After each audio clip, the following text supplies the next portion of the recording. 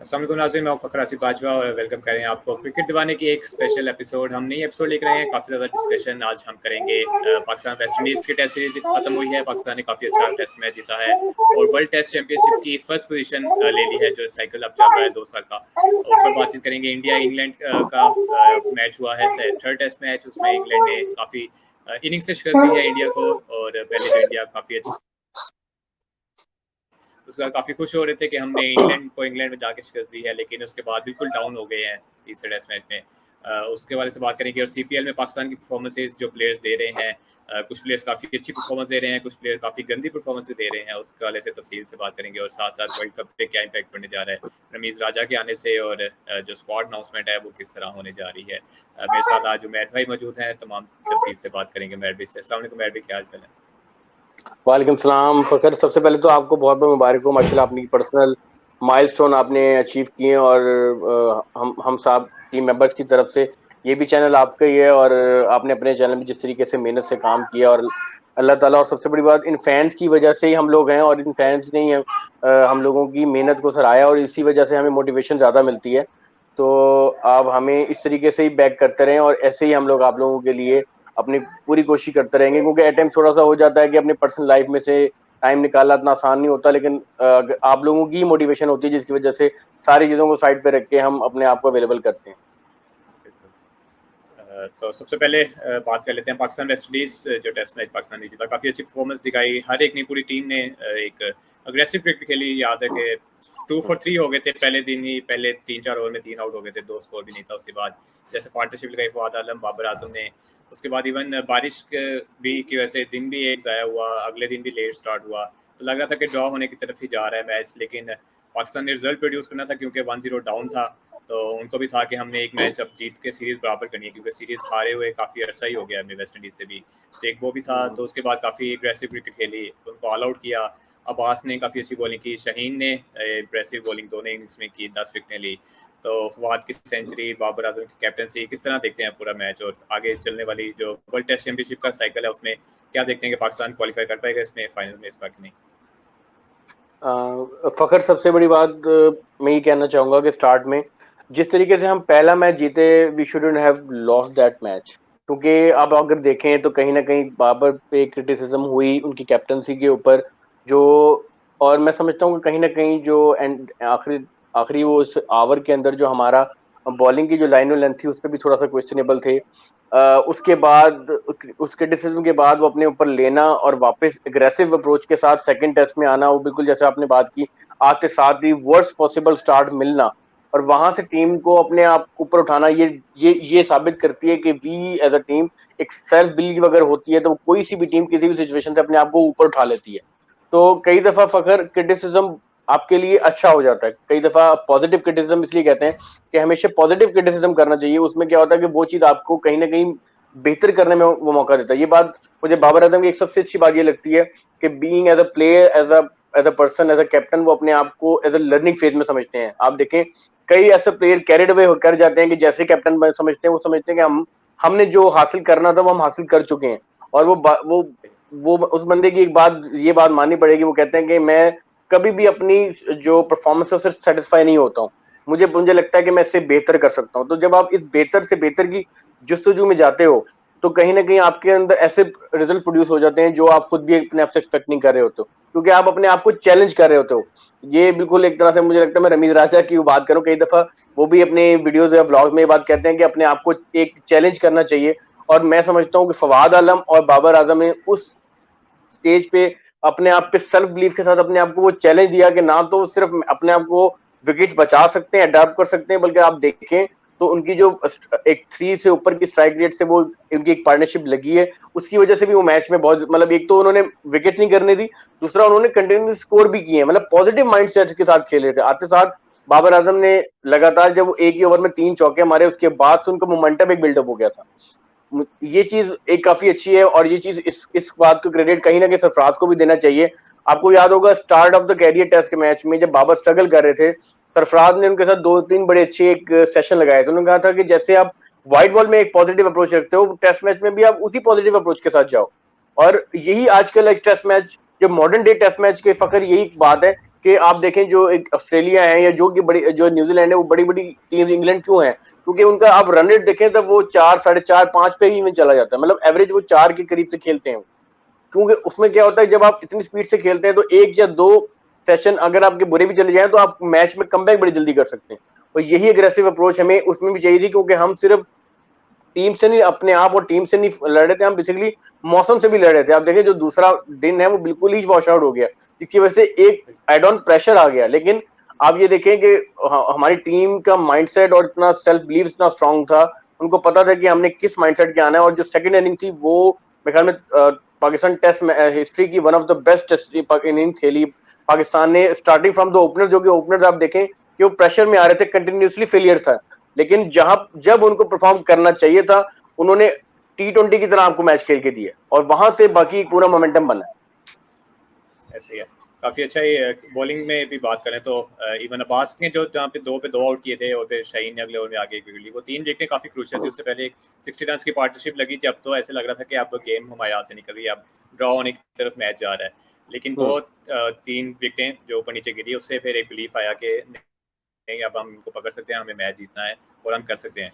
Even target जब 329 का दिया तो कई जो पाकिस्तान की एक रवायत है कि हम अनप्रिडिक्टेबल हैं, कई बार यकीन नहीं होता, लोग कहते हैं कि अभी हमें और खेलना चाहिए, इतनी जल्दी डिक्लेयर नहीं करना चाहिए, हमें 370 का टारगेट देना चाहिए ताकि एक सेफ साइड पे हो जाए। लेकिन तब भी मैंने ट्वीट्स वगैरह भी की कि मैंने कहा नहीं ये इनफ हो गया 325 के अबाउट टारगेट। जब इनिंग शुरू होने लगी तब भी मैंने कहा था 325 के अराउंड टारगेट दें और हम मैच जीत सकते हैं।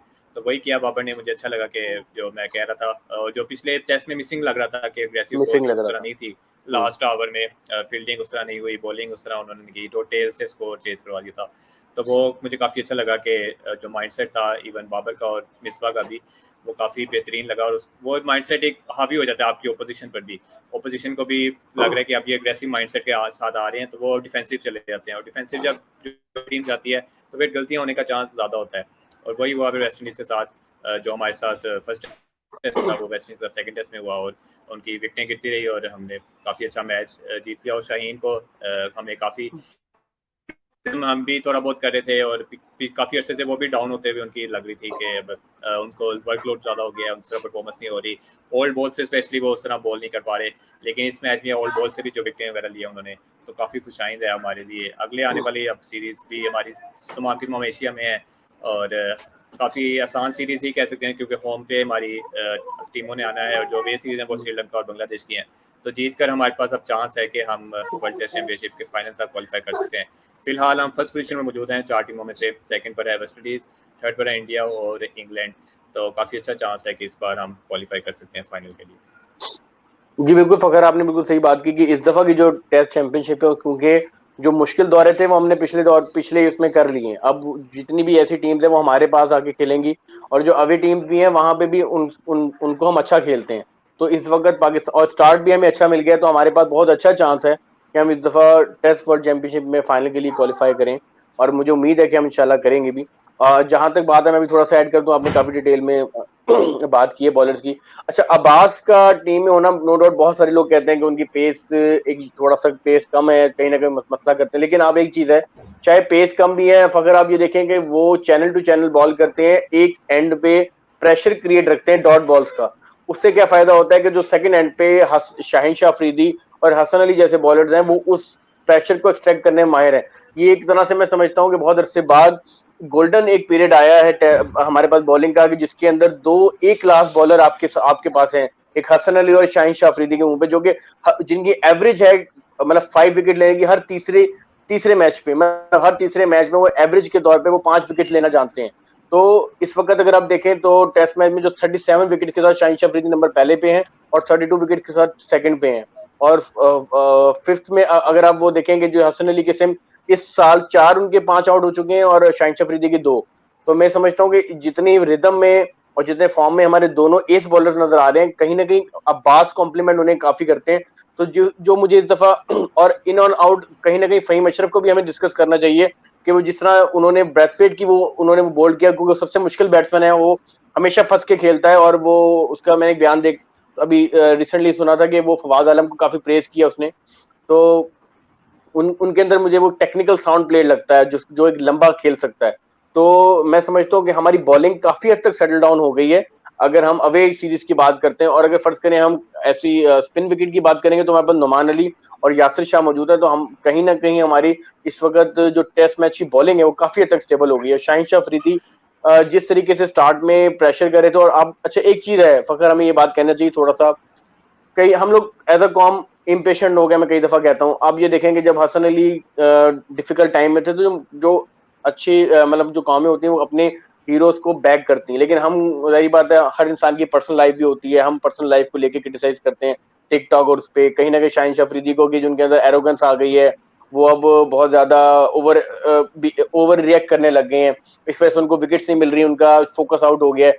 लेकिन आप ये देखेंगे दोनों प्लेयर्स ने इस क्रिटिसिज्म के बाद होते हुए अपने आप को ना सिर्फ प्रूव किया है और अपनी परफॉर्मेंस से मुल्क को दोबारा सबको, उन सब लोगों को क्रिटिसिज्म बताया कि हम इस काबिल हैं कि हम यहाँ पे अगर स्टेज हमें मिला है तो हम डिजर्व करते हैं चीज। ऐसी है। टेस्ट टीम की आपने बात की तो काफ़ी स्टेबल लग रही है अब तो। बॉलर्स भी रिदम में है, बैट्समैन भी रिदम में है, मिडल ऑर्डर काफ़ी एक तो स्पेशली रिदम में है।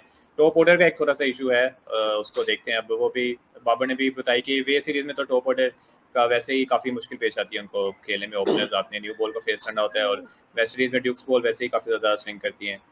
तो स्टिल लेकिन उसमें भी ये है कि फील्डिंग से इमरान भट्ट जहाँ जहाँ जा रहे हैं वो इमरान भट्ट बढ़िया जी, इनपुट दे रहे हैं। वो वही तो मैं बात कर। अब बेस्ट फील्डर्स में से दुनिया के एक आ रहे हैं। वो ऐसा लगता है कि एज स्पेशली फील्डर खेल रहे हैं और बैटिंग उनका एक प्लस पॉइंट है, बस वो आ जाते हैं बैटिंग करने के लिए।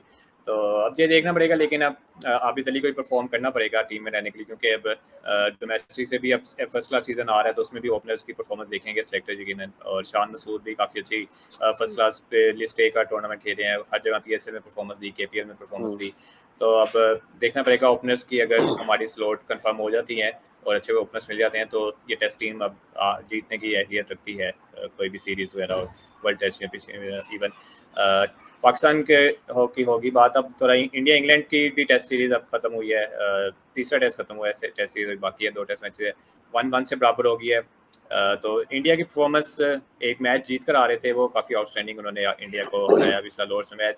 लेकिन उसके बाद के साथ ही विराट कोहली ने पहले दिन सबसे मुश्किल होता है लीड्स में बैटिंग करना और सबसे कम एवरेज होती है, लेकिन कोहली ने टॉस जीता काफ़ी अर्से बाद और पहले बैटिंग करने का फैसला किया और 78 ऑल आउट। अब ये 8-9 महीनों में उनका पहले 36 ऑल आउट हुआ है और 78 ऑल आउट हुआ है, तो उस पर भी काफ़ी ज़्यादा ट्रोलिंग वगैरह तो हो रही है सोशल मीडिया पे। तो उस वजह से इंडिया की टीम भी अब थोड़ा बैकफुट पे चली गई है, 1-1 उनका हो गया। और अगले आने वाले मैचेस में भी वो चाह रहे हैं कि थोड़ी चेंजेस वगैरह की जाए, जिनके रहाने उस तरह परफॉर्मेंस नहीं दे पा रहे। कोहली की भी काफ़ी अर्से बाद एक 50 आई है, 51। कोहली भी स्ट्रगल कर रहे हैं काफ़ी, कवर ड्राइव्स मारने के लिए जाते हैं तो उनकी एक स्ट्रॉन्ग, जिसको कहते हैं कि स्ट्रॉन्ग आपका जो पहलू होता है वो कभी कभी आपकी वीकनेस बन जाता है। हमेशा से उनकी स्ट्रॉन्ग साइड रही है कवर ड्राइव, लेकिन अब वो आउट हो रहे हैं, वहाँ पर लगातार आउट हो रहे हैं। तो क्या कहेंगे अगला मैच में अब किसको प्रेफरेंस हासिल है, कौन सी टीम ज़्यादा बेहतर कर सकती है? देखिए फ़खर, आपने काफ़ी अच्छा वो किया है। मैं समझता हूँ कि कहीं ना मेरी पर्सनल फीलिंग है, maybe I am wrong, कि इंडियंस ने, आप ये देखें कि पाकिस्तान के, क्योंकि हमारी एक हम अपने मुल्क में खेल ही नहीं पा रहे थे, तो हम मुसलसल अवे सीरीज खेल खेल के हमें उस चीज़ों का काफ़ी, अब आप देखें पाकिस्तान का जो रिकॉर्ड है, मेरे ख्याल में किसी भी एशियन टीम का इंग्लैंड में नहीं रिकॉर्ड है। और ये बात पता है, मतलब कभी भी हम, अगर हम हारे भी हैं तो हम कभी भी इतना पथेटिक, इतना बुरा नहीं हारे हैं, ये बात सबको पता है, चाहे वो ऑस्ट्रेलिया भी हो, चाहे वो स्पेशली इन इंग्लैंड में बात करूंगा। इंडियन अब जाके थोड़ा सा अपने कुछ कंफर्ट जोन से बाहर निकल के अवे सीरीज ज्यादा रख रहे हैं, खेल रहे हैं, अच्छी बात है ये। लेकिन वो जब पहला मैच जीता हो तो आप देखें कहीं ना कहीं वो जो सिराज ने कमेंटेटर्स को 1-0 का वो एक जो है इशारा किया, फिर काफी ज्यादा अग्रेसिव एक वो नजर आए, कहीं ना कहीं थोड़ा सा वो ओवर रिएक्ट करके, फिर जैसे आपने बात की कि लीड्स की विकेट है, आप कुछ ज्यादा मतलब अग्रेसिव, नो डाउट अच्छी बात है, लेकिन कहीं ना कहीं आप ग्राउंड रियलिटीज को सामने जरूर रखते हैं। आपको वहां पे अगर टॉस जीत के, क्रूशियल टॉस आपने जीत लिया था, वहां पे आपको बॉलिंग की तरफ जाना चाहिए था। आपको वो जो नया एक मॉइस्चर था, नई बॉल का वो था, वो उसको फायदा उठाना चाहिए था। ये रिजल्ट चेंज भी हो सकता था, लेकिन वही वाली बात है कि इस टाइम उन्होंने एक गलत डिसीजन करके अपनी पूरी टीम को अंडर प्रेशर कर लिया है। और जिस तरीके से, अच्छा सेकंड में फखर, हमें कहीं ना कहीं मैं ये लाजमी डिस्कस करना चाहूंगा कि जो सेकंड इनिंग में एक वक्त लग रहा था कि इंडियन ने मैच संभाल लिया है, कि एटलीस्ट वो अब फाइट करने को तैयार है, लेकिन जब, और लेकिन अब बहुत सारे लोग बशमूल आप, हम सारे लोग ये बात समझ रहे थे कि क्योंकि जैसे ही नई बॉल आएगी इंडियन स्ट्रगल करेंगे, और वही हुआ। फर्स्ट मॉर्निंग सेशन में ही नई बॉल के ऊपर सब ने स्ट्रगल किया है और इस तरीके से आउट हुए हैं। कोहली के आउट होने के बाद तो आप देखें जिस तरह लाइन ही लगी है जैसे एक वक्त में पाकिस्तान की लगती थी। लेकिन ये है कि कहीं ना कहीं मैं समझता हूँ थोड़ा सा ओवर कॉन्फिडेंट खेलें, पोटेंशियल है इंडिया में लेकिन मोमेंटम श्योरली इंग्लैंड के पास है। इंग्लैंड आप ये देखें जिस तरीके से इन्वॉल्व हुए थे, जिस तरीके से एंडरसन बॉल कर रहे हैं, उनका जो स्पेल चाहे वो विकेट ना ले फकर, लेकिन जिस तरीके से वो प्रेशर ऊपर से आके क्रिएट कर रहे हैं वो हार्टनिंग है। वो बहुत अरसे बाद एंडरसन को उस पोटेंशियल पे, नो डाउट वो एक क्लास के बॉलर तो है ही, मैं उनके उसमें नहीं कर, लेकिन वो जिस जोन में आगे बॉल कर रहे हैं, एक बॉल भी जिसे कहते हैं कि एक बॉलर अगर लूज ना फेंके इसका मतलब ये कि वो फुल्ली 100-200% फोकस्ड है। तो वो देखने और साथ में जिस तरीके से नए लड़के उनको अग्रेसिव बॉलिंग करके और अग्रेसिव, आप जॉनी बस्टो को देखें जिस तरीके से वो फील्डिंग में जान मारे हैं, जिस तरीके से उन्होंने आउटस्टैंडिंग कैचेस पकड़े हैं, तो वो एक मजा आ रहा है देख के कि टेस्ट मैचेस जो है ना वो अपने पीक पे हो रहा है। तो मैं समझता हूँ इंग्लैंड को एज हासिल है, लेकिन इंडिया के अंदर पोटेंशियल है, वो बाउंस बैक कर सकती है अगर वो अपने आप को थोड़ा सा अपने इमोशंस को कंट्रोल करके खेले। बिल्कुल, और सारी बात हो जाए इंग्लैंड और इंडिया के सीरीज में तो रूट की बात ना हो तो वो अधूरी सी रह हाँ जाएगी। जो रूट आउटस्टैंडिंग फॉर्म में 2021 6 सेंचुरियां मार चुके हैं इस साल और 1300 कुछ रन बना चुके हैं। मोहम्मद यूसुफ का जो रिकॉर्ड है एक साल में सबसे ज़्यादा रन बनाने का, वो थोड़ा सा खतरे में लग रहा है क्योंकि अभी इनके 2 टेस्ट ये भी हैं, उसके बाद 2 इन्होंने एशियज के टेस्ट भी खेले हैं। 3 से 4 टेस्ट इनके पास अभी इंग्लैंड के पास और भी हैं। तो रूट यकीनन उनका टारगेट यही होगा कि मैं हाईएस्ट रन स्कोरर अब एक साल में बनाने वाला बैट्समैन बन जाऊँ। इसके अलावा इंग्लैंड के जो यंग बॉलर्स हैं, अभी उनके मेन बॉलर्स आर्चर भी नहीं है, वॉक्स भी नहीं है, स्टुअर्ट ब्रॉड भी इंजर्ड है। काफ़ी ज़्यादा मेन बॉलर्स के ना होने के बावजूद जो यंग गन्स, रॉबिन्सन ने काफ़ी बेहतरीन बॉलिंग की, 5 विकेट्स हॉल भी लिए। उसके बाद एवर्टन ने काफ़ी अच्छी बॉलिंग की।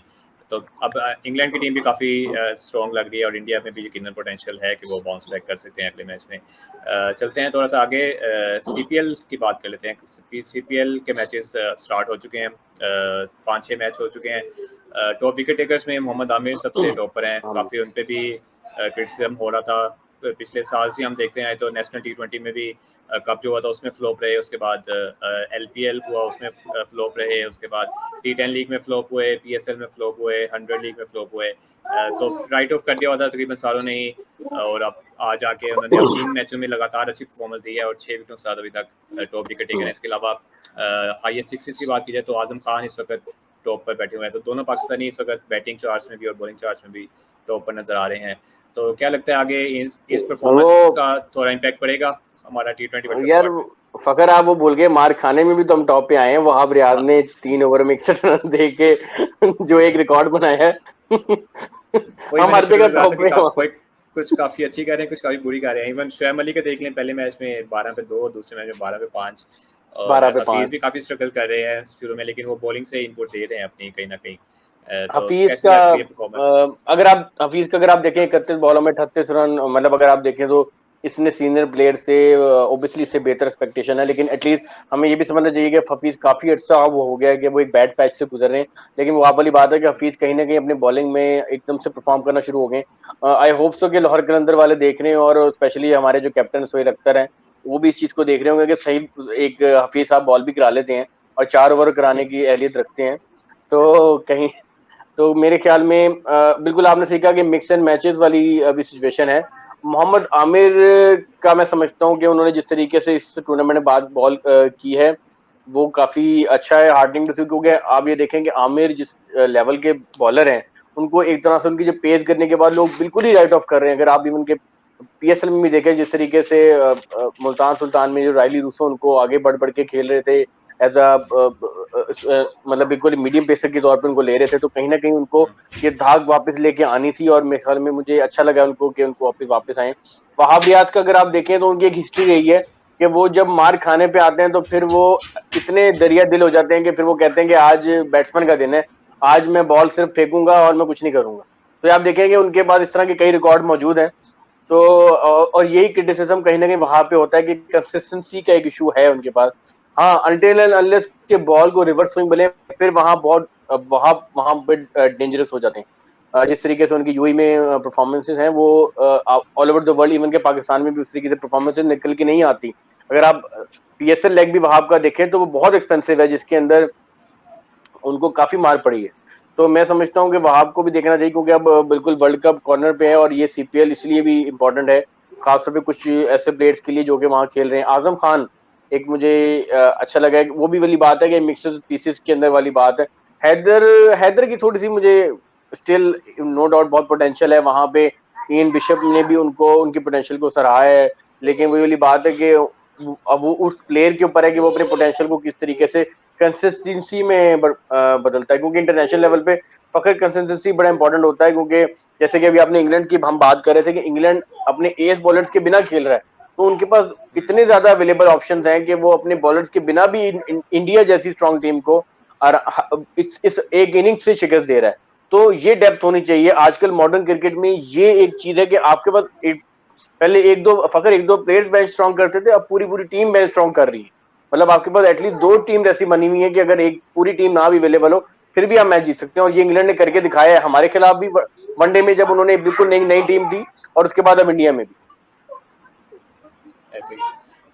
तो अभी भी मैचेस चल रहे हैं सीपीएल के, देखते हैं अब आगे। 10 सितंबर की है डेडलाइन, और 15 सितंबर तक सीपीएल चलना है। उससे पहले पहले उनके ग्रुप स्टेज के काफ़ी हद तक मैचेस हो चुके होंगे, तो देखते हैं किस तरह की परफॉर्मेंस रहती है और क्या इससे इम्पैक्ट पड़ता है वर्ल्ड कप स्क्वाड की सिलेक्शन पर या नहीं। आज सुनने में आया कि मलिक वसीम के खान जी 5 तारीख को शायद अनाउंस, प्रोबेबली अभी ये कंफर्म नहीं है, मतलब ये रूमर्स आ रही हैं कि 5 सितंबर को अनाउंस होने जा रहा है वर्ल्ड कप। अच्छा, इसमें देखना चाहिए कि हमारे जो सबसे पहले तो रमीज राजा को मुबारकबाद कि उनको एक काफी बड़ा ओहदा मिला है, और वो जो चाहते थे जिस तरीके से प्लान इंप्लीमेंट, बल्कि उनका एक बड़े मजे का ट्वीट भी आपने देखा होगा कि उन्होंने कहा है कि जी बाउंसर्स कराने के भी अब बाउंसर्स खेलने की पोजीशन में मैं आ चुका हूँ, तो अब देखते हैं कि आगे किस तरह चलता है। और मैंने हमेशा उनको उनकी नॉलेज को काफी सराहा है, काफी ज्यादा इन डेप्थ रखते हैं ऑल ओवर वर्ल्ड। अब तकरीबन देखा जाए तो किसी भी हर इंटरनेशनल बड़े इवेंट का हिस्सा होते हैं, तो मेरे ख्याल में Ramiz Raja is one of the suited option available currently in Pakistan जो कि इस ओहदे पे वो आए हैं, और मैं काफी होपफुल हूँ। खास तौर पे फकर मैं यहाँ मेंशन करना चाहूंगा कि उन्होंने हमेशा बार बार बात की है ड्रॉप इन पिचेस की, जिसके ऊपर न्यूजीलैंड के आप देखें उनकी इस चीज को यूज करते हुए न्यूजीलैंड की टीम कहाँ से कहाँ आ गई है। उनका नो डाउट माइंडसेट तो चेंज हुआ है, लेकिन कहीं ना कहीं इस चीज का भी बहुत फायदा हुआ है। और मैं देखना चाहूंगा रमीज राजा के आने के बाद कि हम डोमेस्टिक सर्किट में भी ड्रॉप इन पिचेस यूज करें, और हमारे जो बच्चे हैं वो खाली रेडे मैदान पे ना खेलें, हर तरह की पिचेस उनको मुहैया हो। जब वो हर तरह की पिचेस पे खेलेंगे, हर तरह की पिचेस पे कंडीशन में खेलेंगे, फिर ही जाके अपने आप को, अब हम कहते हैं अवे सीरीज हमारे लिए मुश्किल होती है। इसकी वजह ये है कि हमें वो एनवायरनमेंट नहीं मिलता। तो अगर हम इस टेक्निक को यूज करें तो मेरे ख्याल में हम अपनी तैयारी बेहतर कर सकते हैं यंग बच्चों। सही हो गया। इसके अलावा कुछ ऐड करना चाहेंगे? टॉपिक सारे तकरीबन हमने कवर कर ही लिए हैं। हाँ, सारे टॉपिक हमारे कवर हो गए हैं। बस यही है कि अब इंशाल्लाह हम रेगुलरली इस चैनल पे भी आएंगे, और हमें सपोर्ट चाहिए आप लोगों का बहुत ज़्यादा। और इस तरीके से, क्योंकि अब आगे वर्ल्ड कप आ रहा है फ़खर, अभी हम ऑफ द रिकॉर्ड भी बात कर रहे थे कि हम इंशाल्लाह वर्ल्ड कप के लिए भी नए सेगमेंट्स भी लेके आएंगे अपने चैनल के लिए, और इंशाल्लाह उसको प्रॉपर जिसे कहते हैं कि सही तरीके से उसको कवर करेंगे, स्क्वाड अनाउंसमेंट से लेके आखिरी मैच तक। तो स्टे ट्यून, और लाजमी हमें जो है हमारे चैनल को सब्सक्राइब करें, शेयर करें, और हमें ये मोटिवेशन करें कि हम आगे से आगे बेहतर से बेहतर करते रहें। बिल्कुल। Thank you. मैं भी काफ़ी अच्छा एंड कर दिया है, और व्यूअर्स के लिए यही है कि सपोर्ट करते रहें और देखते रहें हमारी वीडियोस। इंशाल्लाह आगे मुलाकात होती रहेगी अगली वीडियोस में। वर्ल्ड कप भी आ रहा है, तो उसके लिए काफ़ी हम कोशिश करें कि रेगुलरली चैनल पर आते रहें, और आपके लिए जो भी अपडेट्स वगैरह होंगी वो टाइम टू टाइम हम डिलीवर करते रहेंगे। तो शो का देखने का बहुत बहुत शुक्रिया। इंशाल्लाह नेक्स्ट वीडियोस में फिर से आपके सामने हाजिर होते रहेंगे। बहुत बहुत शुक्रिया आप लोगों का। अल्लाह हाफिज़, क्योंकि क्रिकेट है ज़िंदगी।